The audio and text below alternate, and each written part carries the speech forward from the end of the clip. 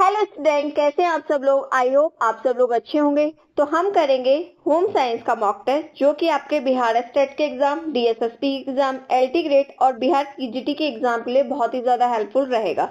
तो हम आज की क्लास को स्टार्ट करते हैं। फर्स्ट क्वेश्चन है आपका, न्यूक्लिक अम्ल न्यूक्लियोटाइड के डैश है। तो आपको ये बताना है जो न्यूक्लिक एसिड होते हैं वो न्यूक्लियोटाइड के क्या होते हैं। ऑप्शन में है अंतःरूपी, बाह्यरूपी, बहुलक एंड लास्ट है इनमें से कोई नहीं। तो जो आपके न्यूक्लिक अम्ल होते हैं यानी कि न्यूक्लिक एसिड न्यूक्लियोटाइड के क्या होते हैं, बहुलक होते हैं। तो ऑप्शन सी क्या हो जाएगा, आपका राइट आंसर हो जाएगा। नेक्स्ट क्वेश्चन देखते हैं। क्वेश्चन है आपका, ये एक स्टेटमेंट है, आपको ये बताना है कि स्टेटमेंट सही दिया हुआ है या स्टेटमेंट गलत दिया हुआ है। स्टेटमेंट आपका है लैक्टिन्स कार्बोहाइड्रेट बाइंडिंग प्रोटीन्स है। तो आपको ये बताना है क्या लैक्टिन्स कार्बोहाइड्रेट के बाइंडिंग प्रोटीन्स होते हैं। ये स्टेटमेंट आपका सही है, गलत है, असंगत है या संबंधित ही नहीं है। तो जो आपका लैक्टिन्स कार्बोहाइड्रेट बाइंडिंग प्रोटीन्स है ये स्टेटमेंट आपका एकदम सही है। तो ऑप्शन ए क्या हो जाएगा, option A is the right answer. अगला क्वेश्चन देखते हैं। आपको इसमें लास्ट में अपना स्कोर जरूर बताना है क्योंकि ये मॉक टेस्ट है। आपको अपना कमेंट सेक्शन में स्कोर बताना है कि आपके कितने क्वेश्चन सही हुए, कितने क्वेश्चन आपके गलत हुए। क्वेश्चन है आपका, भोजन में ऊर्जा का सबसे शांत स्रोत कौन सा है। ठीक है, तो भोजन में ऊर्जा का सबसे शांत यानी कि अधिकतर स्रोत कौन सा होता है। वसा है, प्रोटीन है, कार्बोज यानी कि कार्बोहाइड्रेट है एंड लास्ट ऑप्शन है आपका खनिज यानी कि मिनरल्स। तो भोजन में जो ऊर्जा का सबसे शांत स्रोत होता है ना, यानी कि सबसे ज्यादा, ये समझ लीजिए कि हम ज्यादातर एनर्जी फूड के रूप में किसमें से लेते हैं, कार्बोहाइड्रेट से लेते हैं। तो ऑप्शन सी हमारा राइट आंसर हो जाएगा। कार्बोहाइड्रेट से मिलती है हमको 4 KCl एनर्जी 1 ग्राम कार्बोहाइड्रेट से। इसी तरह 1 ग्राम फैट से हमको मिलती है 9 KCl एनर्जी और 1 ग्राम प्रोटीन से भी हमें 4 KCl एनर्जी मिलती है और मिनरल से हमें एनर्जी नहीं मिलती है। क्लियर है आपको ये क्वेश्चन। नेक्स्ट क्वेश्चन देखते हैं। क्वेश्चन है, रक्त कोशिकाएं जो मोनोसाइट से छोटी होती है और जिनमें बड़ा केंद्रक पाया जाता है वह क्या कहलाती है। क्वेश्चन को ठीक से पढ़िए, क्या है, रक्त कोशिकाएं जो किससे, जो मोनोसाइट से छोटी होती है और जिसमें एक बड़ा केंद्रक पाया जाता है वो क्या कहलाता है। एर्थोसाइट कहलाता है, लिम्फोसाइट कहलाता है, बेसोफिल कहलाएगा या प्लेटलेट कहलाएगा। तो वे रक्त कोशिकाएं जो मोनोसाइट से छोटी होती है और जिसके अंदर एक बड़ा केंद्रक पाया जाता है वो कहलाता है आपका लिम्फोसाइट। ठीक है, तो ऑप्शन बी क्या हो जाएगा, आपका राइट आंसर हो जाएगा। अगला क्वेश्चन देखते हैं। क्वेश्चन है, शरीर में ऊर्जा का प्रमुख स्रोत क्या है। तो शरीर में ऊर्जा का प्रमुख स्रोत क्या है आपको ये बताना है। ऑप्शन में है वसा है, कार्बोहाइड्रेट है, प्रोटीन है एंड लास्ट ऑप्शन है आपका उपरोक्त सभी। ठीक है, तो ऊर्जा का प्रमुख स्रोत पूछा है यानी कि सबसे मतलब शरीर में सबसे ज्यादा ऊर्जा हमें प्रमुख स्रोत क्या है, यानी कि आपको ये बताना है शरीर में जो सबसे तुरंत ऊर्जा मिलती है ना, तो तुरंत ऊर्जा आपको किससे मिलेगी, फैट से मिलेगी, कार्बोहाइड्रेट से मिलेगी या प्रोटीन से मिलेगी। तो जो आपका शरीर में ऊर्जा का प्रमुख स्रोत माना जाता है वो माना जाता है कार्बोहाइड्रेट। कार्बोहाइड्रेट से शरीर को तुरंत ऊर्जा मिलती है। तो ऑप्शन बी आपका राइट आंसर हो जाएगा। तभी जब किसी को वीकनेस फील होती है तो उसको नींबू चीनी पानी का घोल पिलाया जाता है।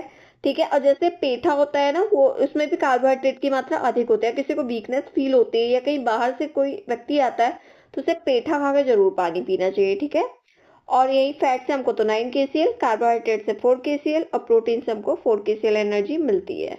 क्लियर है आपको ये क्वेश्चन। नेक्स्ट क्वेश्चन देखते हैं। क्वेश्चन है आपका, निम्नलिखित में से कौन सी विधि समूह संपर्क की विधि नहीं है। क्वेश्चन में नहीं पूछा हुआ है, ध्यान से देखिएगा। तो आपको ये बताना है कौन सी विधि ऐसी है जो आपकी ग्रुप संपर्क की विधि, ठीक है, नहीं है। फील्ड ट्रिप है, सम्मेलन है, खेत और घर पर विजिट करना है, भेंट करना है और प्रदर्शन है। तो देखिए, जो फील्ड ट्रिप है ये आपका क्या होता है, ये आपका समूह संपर्क विधि होती है। सम्मेलन भी आपका किस में आता है, सम्मेलन भी आपका आ जाता है समूह संपर्क विधि के अंतर्गत और प्रदर्शन भी आपका आ जाता है समूह संपर्क विधि के अंतर्गत। कौन नहीं आता है, तो खेत और घर पर विजिट करना ये नहीं आता है। तो ऑप्शन सी क्या हो जाएगा, आपका राइट आंसर हो जाएगा। नेक्स्ट क्वेश्चन देखते हैं। क्वेश्चन है आपका, वायुमंडल में घुले सल्फर डाइऑक्साइड किस पर अधिक असर डालती है।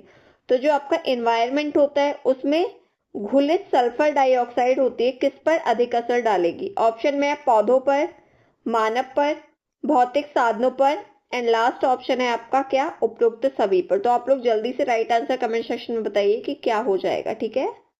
तो इसका जो राइट आंसर माना गया है वो है आपका ऑप्शन ए, ठीक है। इसका राइट आंसर क्या हो जाएगा? वायुमंडल में जो घुलित सल्फर डाइऑक्साइड होती है वो पौधों पर सबसे ज्यादा अधिक असर डालती है। तो option A is the right answer. Next question देखते हैं। क्वेश्चन है आपका, अम्लीय वर्षा की खोज की थी। तो आपको ये बताना है अम्लीय वर्षा की खोज किसने की थी। ऑप्शन में आपके रॉबर्ट अंगुम स्मिथ, सेकंड ऑप्शन है आपका रॉबर्ट माइल्स, थर्ड ऑप्शन है आपका रॉबर्ट डिलॉन्ग्स, एंड लास्ट ऑप्शन है आपका रॉबर्ट ब्राउन। तो जो आपकी अम्लीय वर्षा यानी कि किसकी अम्लीय वर्षा को क्या हम बोलते हैं? एसिड रेन के नाम से जानते हैं। तो जो अम्लीय वर्षा की खोज की थी वो की थी रॉबर्ट अंगुम स्मिथ ने, ठीक है। क्या हो जाएगा आपका? रॉबर्ट अंगुम स्मिथ ने किसकी खोज की थी? आपकी एसिड रेन की खोज की थी। ये क्वेश्चन आपका इंपॉर्टेंट है, कई बार एग्जाम में आपसे पूछा जा चुका है। और जो आपका अम्लीय वर्षा होता है ना, अम्लीय वर्षा में आपके सल्फ्यूरिक एसिड और नाइट्रोजन के ऑक्साइड और नाइट्रिक अम्ल मिले रहते हैं। क्लियर है आपको ये क्वेश्चन? तो इसमें क्या हो जाएगा आपका? ऑप्शन ए राइट आंसर हो जाएगा। नेक्स्ट क्वेश्चन देखते हैं। क्वेश्चन है आपका, निम्नलिखित कारक सूक्ष्म जीवों की वृद्धि को प्रभावित करता है। तो सूक्ष्म जीवों की वृद्धि को कौन से कारक ऐसे हैं जो प्रभावित करते हैं? ऑप्शन में है आपके तापमान यानी कि टेम्परेचर, हवा, नमी और सभी विकल्प सही हैं यानी कि ऑल ऑफ द एबव। तो जो कारक सूक्ष्म जीवों की वृद्धि को प्रभावित करेंगे वो तापमान भी होगा, हवा भी होगा और क्या होगा? नमी भी होगा। तो ऑप्शन डी क्या हो जाएगा? हमारा राइट आंसर हो जाएगा। Option D is the right answer यानी कि हमारे सही भी सारे विकल्प ही कैसे हैं? सही दिए हुए हैं। और जीव कैसे होते हैं? सूक्ष्म जीव ऐसे होते हैं जो हम अपनी आंखों से नहीं देख सकते, जिन्हें देखने के लिए हमें माइक्रोस्कोप की जरूरत पड़ती है। नेक्स्ट क्वेश्चन देखते हैं अपना। आई होप आपको क्वेश्चन अच्छे लग रहे हो। क्वेश्चन अच्छे लग रहे हो तो आप वीडियो को लाइक और शेयर जरूर कर दीजिएगा। क्वेश्चन है आपका, अंगूर, संतरा, अनानास आदि से बनाए गए स्वैक्स में यह डालकर परिरक्षित किया जाता है। तो क्या डालकर परिरक्षित करेंगे आपको ये बताना है। ऑप्शन में है पोटेशियम मेटाबाइसल्फेट, सेकंड ऑप्शन है आपका glacial acetic acid, third option आपका सिरका, एंड लास्ट ऑप्शन दिया हुआ आपका सोडियम क्लोराइड। तो आपको ये बताना है कि इसमें राइट आंसर आपका क्या हो जाएगा, ठीक है। तो जो आपका अंगूर, संतरा, अनानास इनसे जो स्क्वैक्स बनाए जाते हैं ना, इसको परीक्षित यानी कि जो प्रिजर्व करते हैं ना, प्रिजर्व करने के लिए इसमें पोटेशियम मेटाबाइसल्फेट डाला जाता है, इसी से इसको प्रिजर्व किया जाता है। तो ऑप्शन ए क्या हो जाएगा आपका? ऑप्शन ए राइट आंसर हो जाएगा। और जो पोटेशियम मेटाबाइसल्फेट होता है इसको हम KMS डालते हैं, KMS कहते हैं, क्या कहते हैं इसको? KMS के नाम से जानते हैं इसको। किसको? पोटेशियम मेटाबाइसल्फेट को। नेक्स्ट क्वेश्चन देखते हैं। और ये जो आपका पोटेशियम मेटाबाइसल्फेट है ना, इसको हम पोटेशियम पायरोसल्फाइड के नाम से भी जानते हैं। और ये तीखी गंध वाला व्हाइट कलर का क्रिस्टली पाउडर के जैसा होता है। और ये एक तरह का एंटीऑक्सीडेंट या इसको हम रासायनिक स्टेरॉइड के रूप में भी इसका यूज कर सकते हैं। नेक्स्ट क्वेश्चन देखते हैं। क्वेश्चन है आपका, खमीर व जीवाणुओं को समाप्त करने हेतु निम्न में से कौन सा प्रभावी है? किसके लिए? आपके खमीर और जीवाणु यानी कि फंगस, और किसको आ जाएगा? जीवाणु यानी कि बैक्टीरिया को समाप्त करने के लिए क्या प्रभावी होगा? सॉर्बिक एसिड होगा, या आपका सोडियम बेंजोएट होगा, या एसिटिक अम्ल होगा, या प्रोपायोनिक अम्ल होगा। तो इसमें जो राइट आंसर हो जाएगा वो हो जाएगा आपका ऑप्शन बी यानी कि सोडियम बेंजोएट। किसके लिए होगा? किसको समाप्त करने के लिए? खमीर और जीवाणुओं को समाप्त करने के लिए हम सोडियम बेंजोएट का उपयोग करते हैं। नेक्स्ट क्वेश्चन देखते हैं हम। क्वेश्चन है आपका, भवन की विभिन्न इकाइयों का सूर्य वायु की दिशा, वर्षा एवं इलाके के तलरूप के आधार पर स्थानांतरण करना कहलाता है। तो भवन की, क्वेश्चन को दोबारा पढ़िए आप ढंग से, क्या है? भवन की विभिन्न इकाइयों का सूर्य वायु की दिशा, वर्षा एवं इलाके के तलरूप के आधार पर स्थानांतरण करना क्या कहलाएगा? आमुखीकरण कहलाएगा, या कमरों का फैलाव कहलाएगा, या आपका भौतिक विशेषताएं कहलाएगा, या समुद्रीकरण कहलाएगा? तो ये कहलाएगा आपका आमुखीकरण, ठीक है। तो इसमें ऑप्शन ए क्या हो जाएगा? आपका राइट आंसर हो जाएगा। अगला क्वेश्चन देखते हैं। क्वेश्चन है आपका, कंप्यूटर सहायक अनुदेशन के लिए जिस विशेषज्ञ की आवश्यकता होती है उसे क्या कहते हैं? कंप्यूटर अभियंता कहते हैं, कार्यक्रम लेखक कहते हैं, व्यवस्था चालक कहते हैं या कंप्यूटर चालक कहते हैं। तो आपको बताना है इसमें राइट आंसर क्या हो जाएगा। जो आपका कंप्यूटर सहायक अनुदेशन के लिए जिस विशेषज्ञ यानी कि जिस एक्सपर्ट की जो आवश्यकता होती है उसे कहा जाता है कंप्यूटर अभियंता। ठीक है, इस बात को आप ध्यान रखिए, क्या कहा जाता है? कंप्यूटर अभियंता। तो option A is the right answer. Clear है आपको ये क्वेश्चन? नेक्स्ट क्वेश्चन देखते हैं। ये क्वेश्चन आपका इंपॉर्टेंट क्वेश्चन में से कई बार एग्जाम में रिपीट होकर पूछा जा चुका है। क्वेश्चन है आपका, निःशक्त जनों के पुनर्वास में प्रशिक्षण नीतियों व कार्यक्रमों का नियतन किया जाता है। तो आपको ये बताना है जो निःशक्त जन होते हैं ना, इनके पुनर्वास में प्रशिक्षण यानी कि ट्रेनिंग नीतियों व कार्यक्रमों का नियतन कैसे किया जाता है। ऑप्शन में FCI, सेकेंड ऑप्शन है RCI, थर्ड ऑप्शन है आपका FICCI एंड लास्ट ऑप्शन है BCCI। तो इसमें आपका राइट आंसर क्या हो जाएगा ये बताना है। तो इसमें आपका राइट आंसर हो जाएगा आपका ऑप्शन बी। ऑप्शन बी में है आपका क्या? RCI। ठीक है, क्या हो जाएगा? ऑप्शन बी आपका राइट आंसर हो जाएगा, यानी कि RCI। नेक्स्ट क्वेश्चन देखते हैं हम। क्वेश्चन है आपका, किसी परीक्षण में प्रश्नों की संख्या बढ़ा देने से, तो किसी परीक्षण में प्रश्नों की संख्या बढ़ा देने से क्या होता है ये बताना है आपको। वैधता बढ़ जाएगी, विश्वसनीयता घट जाएगी, वैधता घट जाएगी या विश्वसनीयता बढ़ जाएगी। तो इसमें राइट आंसर क्या हो जाएगा आपको ये बताना है। तो अगर किसी प्रकार का हम टेस्ट करते हैं यानी कि जब कोई परीक्षण किया जाता है तो जिसमें हम क्वेश्चन की संख्या को क्या कर देते हैं? बढ़ा देते हैं। तो इससे क्या होता है? इससे विश्वसनीयता बढ़ जाती है। ठीक है, तो ऑप्शन डी क्या हो जाएगा आपका राइट आंसर हो जाएगा। और विश्वसनीयता जो होती है ना, वो उस पैमाने को, जैसे जो पैमाना होता है ना आपका, उस पैमाने को संदर्भित करती है जिस पैमाने पर लगातार परिणाम जो होते हैं, जो आपका रिजल्ट होते हैं वो उत्पन्न होते हैं। ठीक है, नेक्स्ट क्वेश्चन देखते हैं।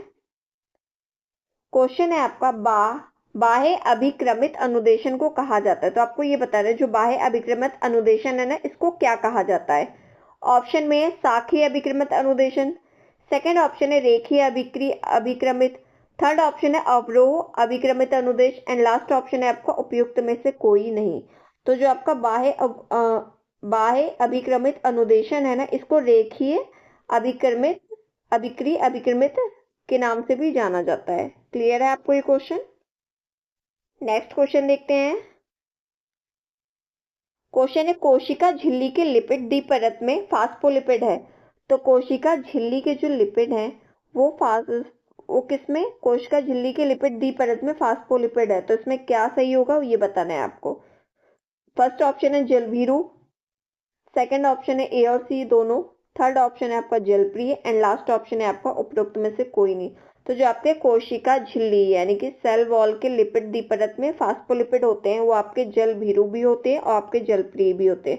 तो इसके अकॉर्डिंग हमारा ऑप्शन बी राइट आंसर हो जाएगा, यानी कि क्या हो जाएगा? ए और बी दोनों। ठीक है, कोशिका झिल्ली को हम कहते हैं सेल मेम्ब्रेन, और जो आपका ये क्या होता है? जलभीरू होता है ना, इसको हाइड्रोफोबिया के नाम से जाना जाता है। और ये जो आपका क्या होता है? जलप्रिय होता है, इसको हाइड्रोफिलिक के नाम से जाना जाता है। कंफ्यूज मत होइएगा। जो आपका जलभीरू है इसको कहते हैं हाइड्रोफोबिया, यानी कि पानी से डर लगता है। ठीक है, और जो आपका हाइड्रोफिलिक रहता है यानी कि पानी में रहना ज्यादा पसंद करते हैं। और कोशिका झिल्ली तो आपकी सेल मेम्ब्रेन होती है। नेक्स्ट क्वेश्चन देखते हैं।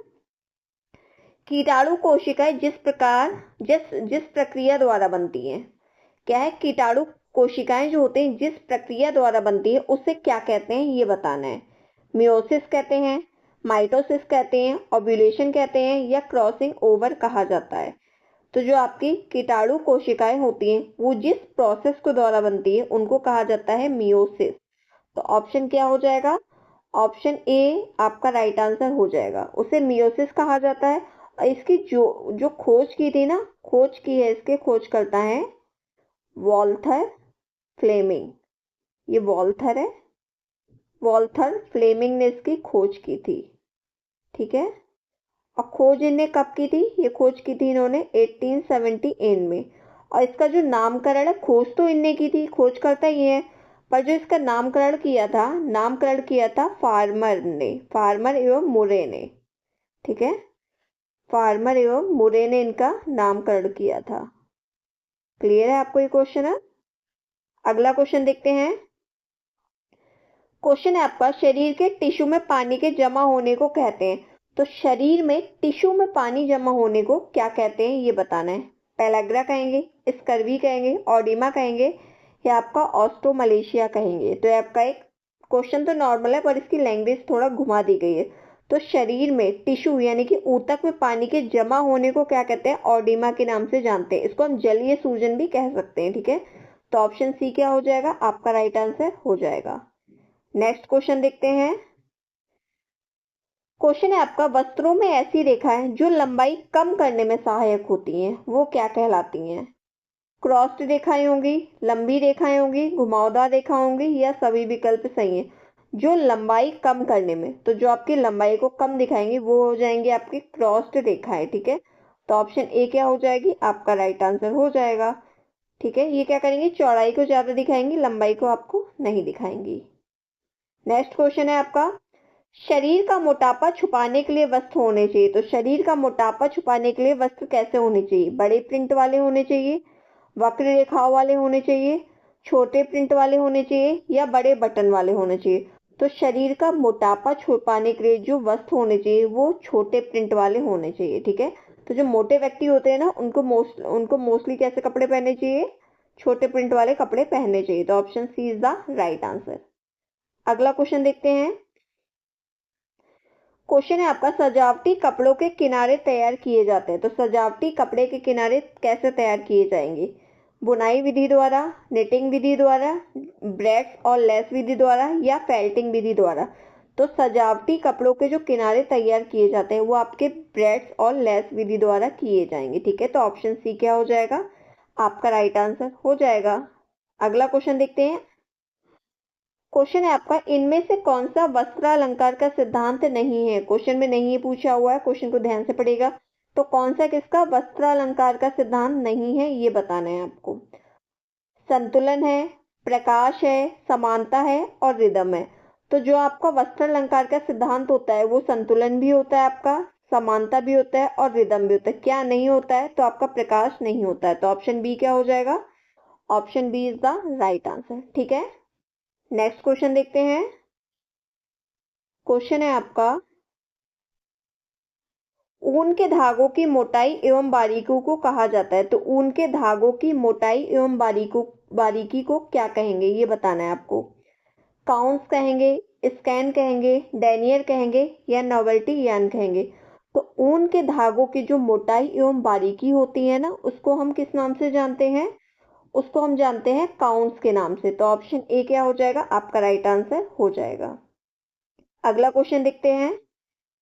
क्वेश्चन है आपका, जीवित भेड़ से निम्नलिखित किसकी कटाई की जाती है? तो जीवित भेड़ से किसकी कटाई की जाएगी? जो जीवित भेड़ से ऊन निकाली जाती है उस प्रोसेस को क्या कहेंगे? फ्लैनल कहेंगे, मोयर कहेंगे, फ्लीस कहेंगे, या फेल्ट कहेंगे?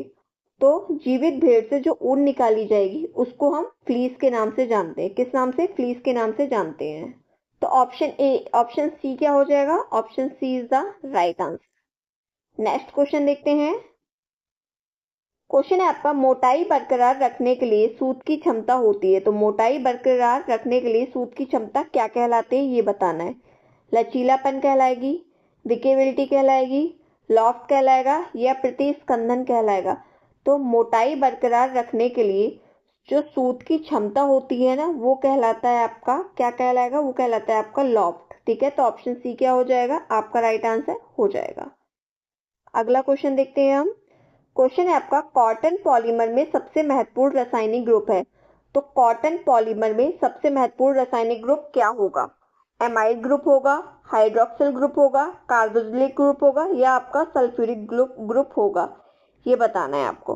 तो जो आपका कॉटन पॉलीमर होता है इसमें जो आपका सबसे महत्वपूर्ण रासायनिक ग्रुप होता है ना वो होता है आपका हाइड्रोक्सिल ग्रुप। तो ऑप्शन बी क्या हो जाएगा? Option B is the right answer. अगला क्वेश्चन देखते हैं हम।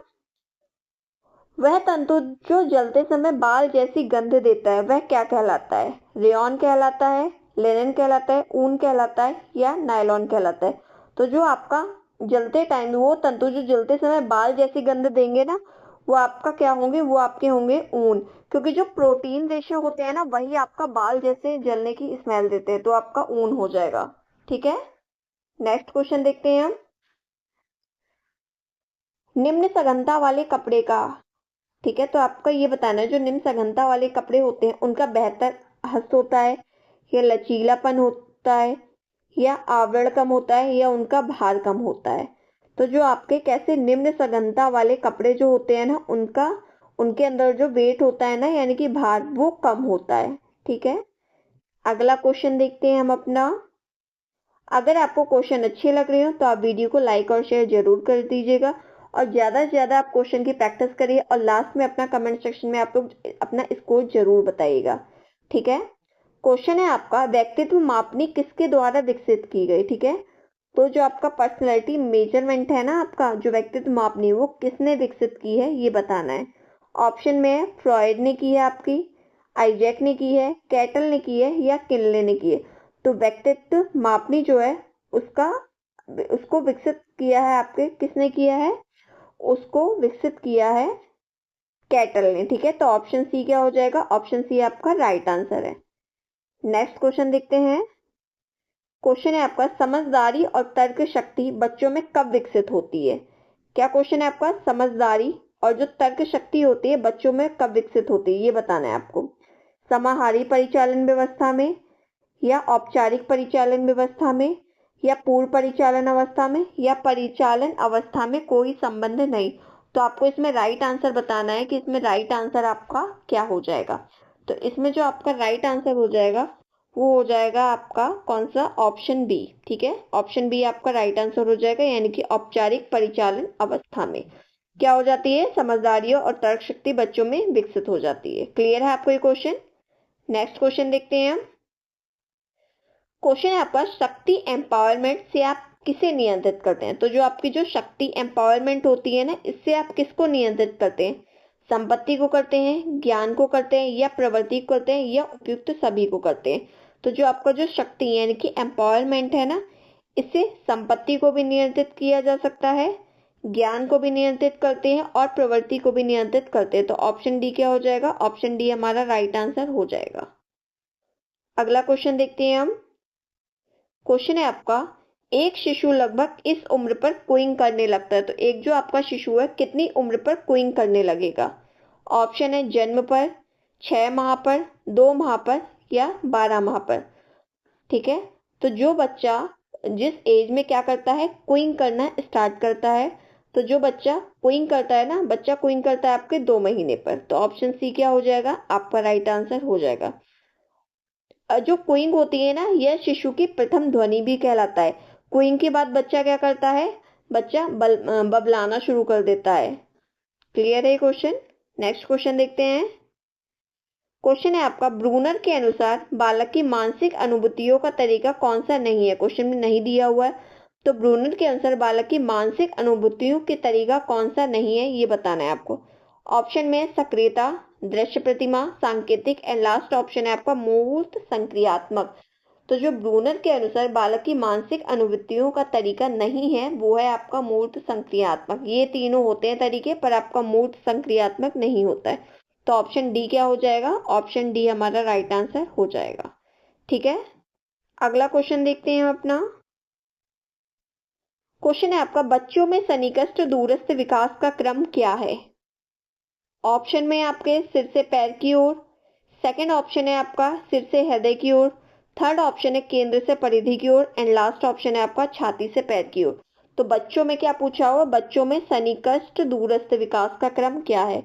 तो इसमें जो राइट आंसर हो जाएगा वो क्या हो जाएगा आपका, हो जाएगा आपका केंद्र से परिधि की ओर। तो option C is the right answer. ठीक है, जो केंद्र से परिधि की ओर क्या होता है, विकास होता है, वो आपका कहलाता है सन्निकष्ट दूरस्थ विकास।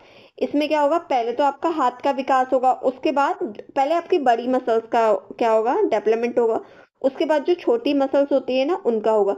तो पहले बच्चे क्या करते हैं, पहले बच्चे दौड़ना भागना ये सब चीजें सीख जाते हैं। उसके बाद बच्चा लिखना सीखते हैं, ड्राइंग बनाना सीखते हैं। तो ये इसके एग्जाम्पल हो जाएंगे। नेक्स्ट क्वेश्चन देखते हैं। क्वेश्चन है आपका, बच्चों का विकास निम्न का परिणाम है। तो बच्चों का विकास किसका परिणाम होता है, सिर्फ सीखने का, सिर्फ परिपक्वता का, सिर्फ व्यक्तिगत विभिन्नताओं का, एंड लास्ट ऑप्शन है आपका सीखना और परिपक्वता का। तो जो बच्चों का विकास होता है ना, ये आपका किसका होता है? सीखना और परिपक्वता का होता है। तो ऑप्शन डी क्या हो जाएगा? आपका राइट आंसर हो जाएगा। और आपको ऑप्शन में जहां सिर्फ दिख जाए ना, तो 90% चांस ये होता है कि जो सिर्फ वाले ऑप्शन होते हैं ना, सिर्फ सिर्फ हो गया, केवल हो गया, ये आपके निगेटिव वर्ड्स में आते हैं। तो मोस्टली 90% चांस होते हैं कि ऐसे आंसर आपके गलत होते हैं। नेक्स्ट क्वेश्चन देखते हैं हम। अगला क्वेश्चन है हमारा, क्लियर तरल आहार में निम्न खाद्य पदार्थ नहीं दिए जाते। तो क्लियर तरल आहार में कौन से खाद्य पदार्थ ऐसे हैं जो नहीं होंगे? बिना दूध की चाय होगी, या दूध होगा, या नारियल पानी होगा, या कार्बोनेटेड पेय पदार्थ होगा। तो जो आपका क्लियर तरल आहार में कौन से खाद्य पदार्थ नहीं आएंगे? तो दूध नहीं आएगा। ठीक है, तो ऑप्शन बी क्या हो जाएगा? आपका राइट आंसर हो जाएगा। नेक्स्ट क्वेश्चन देखते हैं। क्वेश्चन है, भोजन के साथ जुड़े कैंसर कारक पहचाने। तो भोजन के साथ जो जुड़े कैंसर कारक होते हैं ना, वो कौन से कारक होते हैं, ये बताना है आपको। क्वेश्चन में प्राकृतिक रूप से पाए जाने वाले कीटनाशी। सेकंड ऑप्शन है एस्परजिलस। थर्ड ऑप्शन है आपका polycyclic aromatic hydrocarbon, and last option है आपका उपरोक्त सभी। तो आपको इसमें राइट आंसर बताने की राइट आंसर क्या हो जाएगा?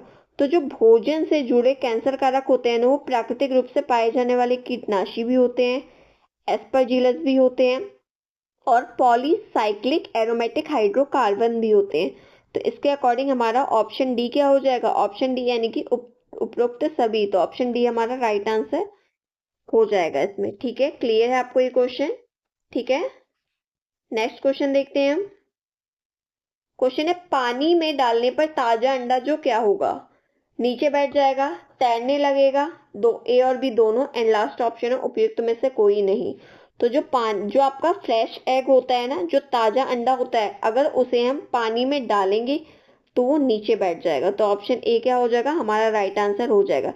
अगर आप लोग एग खाते हो तो एग लेके आना, उसको जो आपका फ्रेश एग होगा पानी में डालोगे, जो फ्रेश एग होगा वो नीचे बैठ जाएगा, और जो आपका काफी दिन का रखा हुआ अंडा होगा, यानी कि जो आपका बासी अंडा होगा, वो क्या होगा? वो तैरने लगेगा। तो इससे आप चेक कर सकते हो कि फ्रेश अंडा कौन सा है आपका और बासी अंडा कौन सा है। अगला क्वेश्चन देखते हैं। क्वेश्चन है, दूध की किण्वन प्रक्रिया में कौन सा जीवाणु प्रवृत्त होता है? तो दूध की किसमें किण्वन प्रक्रिया में कौन सा जीवाणु आएगा? ऑप्शन है स्ट्रेप्टोकोकस, नाइट्रिकलर, विब्रियो कॉलरा, एंड कॉकस। तो इसमें राइट आंसर क्या हो जाएगा? आपको ये बताएं। तो दूध की जो किण्वन प्रक्रिया होती है ना, उसमें स्ट्रेप्टोकोकस क्या होता है? जीवाणु प्रवृत्त होता है। तो ऑप्शन ए क्या हो जाएगा? आपका ऑप्शन ए क्या हो जाएगा? राइट आंसर हो जाएगा। ठीक है, और जो आपका स्ट्रेप्टोकोकस होता है ना, ये ग्राम पॉजिटिव बैक्टीरिया है। ये इंपॉर्टेंट क्वेश्चन है। ये क्या है? एक ग्राम पॉजिटिव बैक्टीरिया होता है। कैसा? Gram positive bacteria. तो आपको ध्यान रखना है, ये क्या है? स्ट्रेप्टोकोकस जो होता है, ये आपका कैसा होता है? ग्राम पॉजिटिव बैक्टीरिया होता है, जो लैक्टोबैसिलस के क्रम के अंतर्गत आता है। ठीक है, अगला क्वेश्चन देखते हैं हम। क्वेश्चन है, प्याज काटते वक्त हमें इस कारण रोना आता है। तो आप लोगों ने ये तो पता होगा आपको, जब आप लोग प्याज काटते हो ना, तो आपके आंखों से आंसू आते हैं। तो क्यों आते हैं? किस कारण के आते हैं? किस कंपाउंड के कारण आते हैं? ये बताना है। ऑप्शन में सल्फर यौगिक के कारण, एंजाइम की क्रिया से, वाष्पशील सल्फर के उत्पन्न होने से, एंड लास्ट ऑप्शन है आपका सभी से। तो प्याज काटते समय जो आंसू निकलते हैं ना, वो आते हैं सल्फर यौगिक से, यानी कि सल्फर कंपाउंड आपके किस में होती है? प्याज के अंदर होती है। अगर हम प्याज को काटेंगे तो उसमें की जो सल्फर कंपाउंड होती है ना, वो इन्वायरमेंट में होती है, इन्वायरमेंट में आ जाएगी, उससे कांटेक्ट करके हमारी आंखों में क्या निकलते हैं? आंसू निकलते हैं। ठीक है, तो ऑप्शन ए क्या हो जाएगा? आपका राइट आंसर हो जाएगा। नेक्स्ट क्वेश्चन देखते हैं। क्वेश्चन है, आकारों की श्रेणी यह सामंजस्य पाने की एक तकनीक है, उसे क्या कहते हैं? क्या है? आकारों की श्रेणी यह सामंजस्य पाने की क्या है? एक टेक्निक है। ठीक है, यानी कि तकनीक है। तो इसको क्या कहेंगे, ये बताना है आपको।